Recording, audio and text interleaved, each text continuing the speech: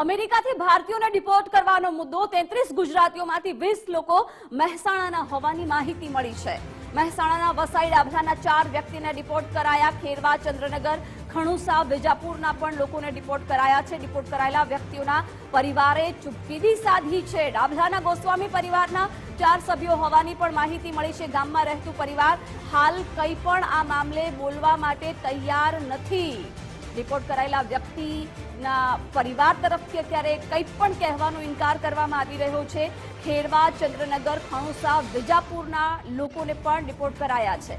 વિગતો સાથે સંવાદદાતા મુકેશ પટેલ જોડાઈ ગયા છે। મુકેશ, જે લોકોને ડિપોર્ટ કરવામાં આવ્યા છે એ લોકોના પરિવારના લોકો અત્યારે કંઈ પણ કહેવાથી ઇનકાર કરી રહ્યા છે, શું અપડેટ?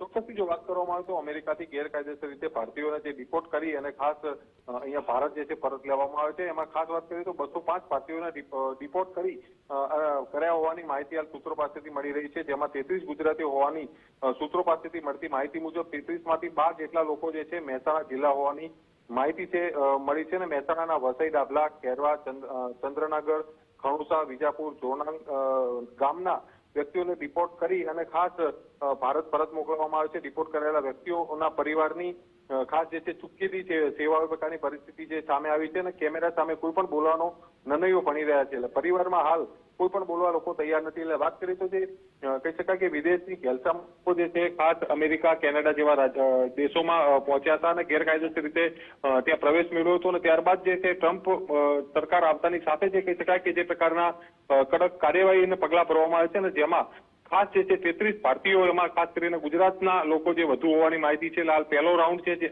એની અંદર હાલ આટલા લોકો પરત મુકાય છે, ત્યારે આવનારા સમયમાં હજુ પણ જે ગુજરાત એમાં પણ ખાસ કરીને મહેસાણા જિલ્લાના લોકો જે છે વિદેશ જવા માટે ખૂબ પ્રચલિત છે અને ગેરકાયદેસર રીતે ઘૂસણખોરી કરી અને ખાસ વિદેશ જતા હોય છે, ત્યારે તમામ લોકોને હાલ ધીરે ધીરે પરત પોતાના વતન મોકલવાની કાર્યવાહી કરવામાં આવી છે। ત્યારે પરિવાર પાસે કંઈ પણ પરિવાર જે છે આ મુદ્દે જે કહી શકાય કે કેમ પરત આવવું પડ્યું ને ત્યાં શું પરિસ્થિતિનો સામનો કરવો પડ્યો, કંઈ પણ વિગત આપવા માટે તૈયાર નથી। જી, આભાર જાણકારી માટે।